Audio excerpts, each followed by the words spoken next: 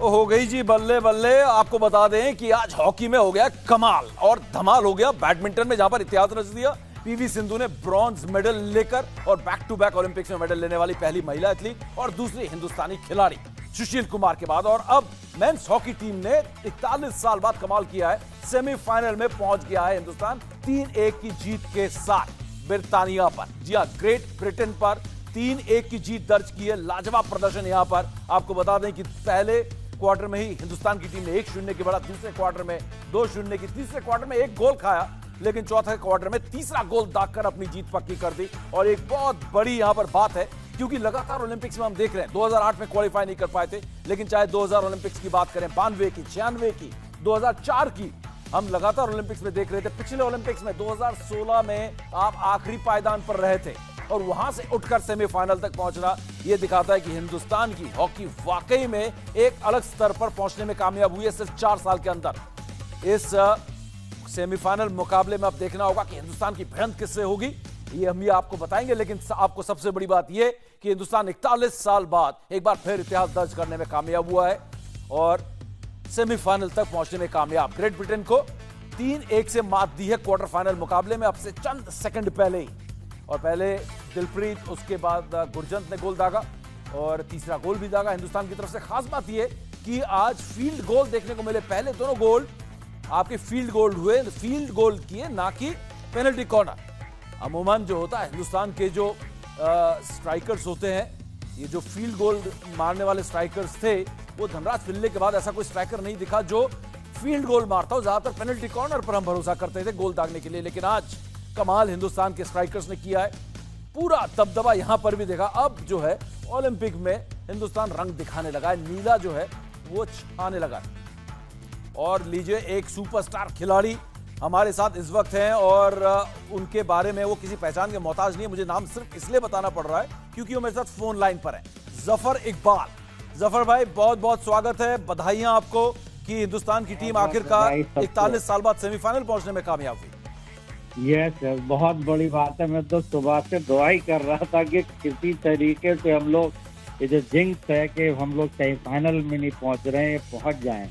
और इतना tense moment हो गया था मेरे लिए भी कि मुझे यानी बस ये है कि ऊपर वाले ने रियली लाज रख ली हम लोगों की और लड़के बहुत अच्छा खेले। खास तौर पे श्रीजेश, मैं कहूँगा कि पूरा क्रेडिट उन्हीं के उसको ही जाता है कि he saved it, may be 3, 4, 5 goals. और बहुत बहुत सबको शुभकामनाएं मेरी तरफ से भी और टीम को भी कि पहली मर्तबा अब 40 साल के बाद हमें एक मौका मिला है कि हो सकता है कि पोडियम पे हम पहुंचे और मेडल लेके आए।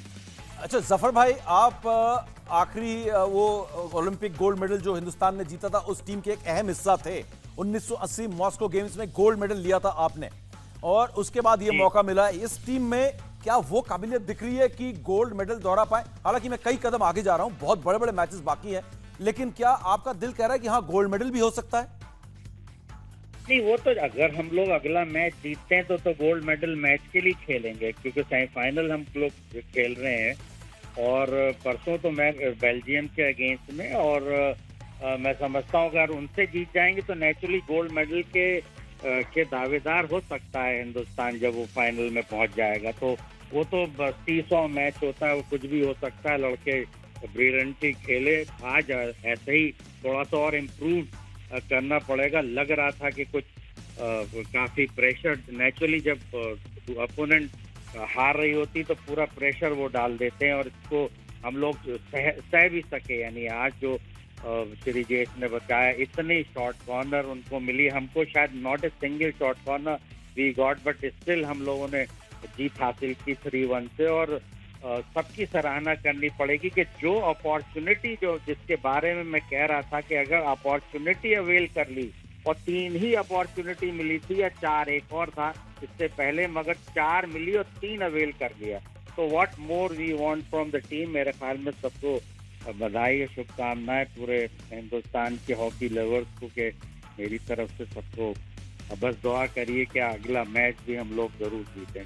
जफर भाई, आपको छोड़ने का नहीं, आपको लाइव देखने का दिल कर रहा है, लेकिन 1-2 सवाल और आपसे मैं जरूर पूछूंगा।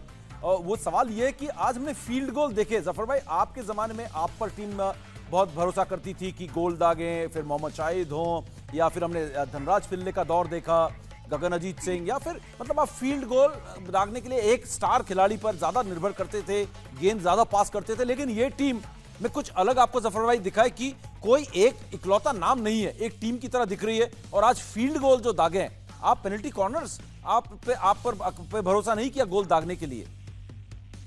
नहीं, देखिए क्या है कि ये टीम का चुनाव जो है वो उस आधार पे नहीं किया कि जो फॉर्मेशन हम लोग खेलते थे वो फॉर्मेशन सब हिंदुस्तान की टीम नहीं खेलती है।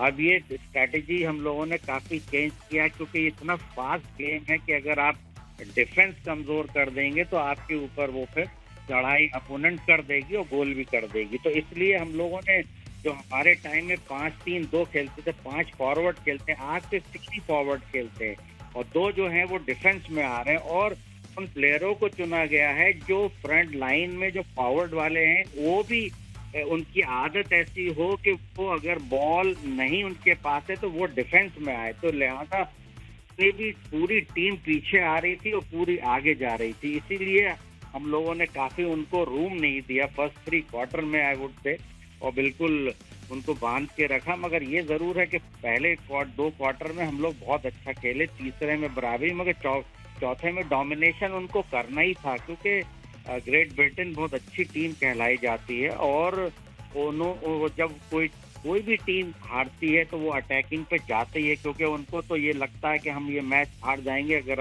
हम गोल नहीं करेंगे। इसीलिए उन्होंने लास्ट में गोलकीपर को विड्रॉ किया। उसी बीच में हमें एक और चांस मिल गया था जो बाहर चला गया।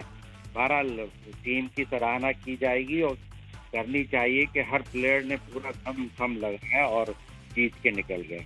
जफर भाई, बड़ी पैनी नजर आपने बनाई हुई है। जैसा पैनापन आपके गोल मारने में और आपकी हॉकी में दिखता है, वैसा ही पैनापन आपके एनालिसिस में भी दिखता है। कैरेक्टर के बारे में क्या कहेंगे, जो हिम्मत दिखाई है एक साथ से मार खाने के बाद ऑस्ट्रेलिया के साथ? हम तो जर्नलिस्ट के तौर पर हम पस्त हो गए थे कि लो फिर पुरानी कहानी यहाँ पे दोहरानी शुरू कर दी, लेकिन क्या कैरेक्टर दिखाया है जफर भाई टीम ने? बिल्कुल, ये देखिए अब काफी चेंज हुआ है, यानी हिंदुस्तान के एथलीट में काफी ये एक कॉन्फिडेंस डेवलप हुआ है। पहले जमाने में अगर आप सुनते होंगे कि सिर्फ दारो मदार जो है वो हॉकी पे होता था, आज देखिए पीवी सिंधु ने भी ब्रॉन्ज मेडल जीता और चाइनीज को मारा और स्टेट फेट में मारा। तो ये शो करता है कि हमारे एथलीट जो है now gaining because we are getting support from the public, क्योंकि पब्लिक भी स्पोर्ट्स को चाहने लगी है और ये चाहती कि हिंदुस्तान का नाम जो है वो खेलों के द्वारा भी होना चाहिए। तो मैं समझता हूँ कि ये बहुत बड़ी उपलब्धि होगी आने वाले सालों में कि हमारे जो स्पोर्ट्समैन है वो मेंटली स्ट्रांग होने के साथ साथ फिजिकली स्ट्रांग भी उन्होंने दिखाया है इस बार। तो ये एक पॉजिटिविटी है हमारे पूरे हिंदुस्तान के जो भी गए थे खेलने के लिए, हमारे लड़के जो नहीं भी कामयाब हुए हैं उनको एक्सपीरियंस भी गेन हो गया। ऐसा नहीं है कि कोई हारने जाता, पूरी जानो ताकत से लोग खेलते हैं और अगर हार गए तो हार गए, क्योंकि वो तो महाकुंभ है और कोई हारता कोई जीतता। जोकोविच जो वर्ल्ड नंबर 1 थे टेनिस में, वो हार गए, ब्रॉन्ज मेडल हार गए।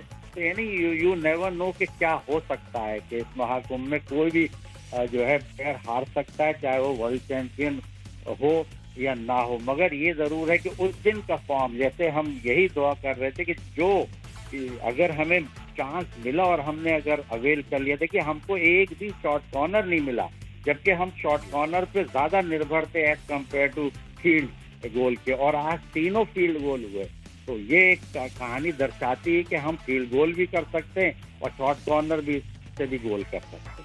वाकई बहुत ही काबिल तारीफ प्रदर्शन था जफर भाई, इसमें कोई शक नहीं है। लेकिन अगला मुकाबला, जैसा कि आपने ही अभी बताया, मैं तो देख रहा था कि किससे हमारा सेमीफाइनल हो रहा है, तो आपने बताया बेल्जियम एक ऐसी टीम है जो दुनिया की इस वक्त सबसे मजबूत टीम्स में से एक है, रैंकिंग के लिहाज से, अपने हॉकी के लिहाज से। और जफर भाई, आज जो वो स्पेन के खिलाफ क्वार्टर फाइनल खेल रहे थे, पलटवार किया, 0-1 से पिछड़े हुए थे और उसके बाद उन्होंने अपना मुकाबला जीता। तो ये एक बहुत ही बड़ा चैलेंज, ऐसे टेस्ट होगा टीम इंडिया के लिए सेमीफाइनल जीतना। यस, वो तो होगा। अब ये है कि फाइनल तो बहुत खुला खेल होता है, इन द सेंस कि दोनों टीमें खुल के खेलती, उन्हें कोई डर नहीं होता।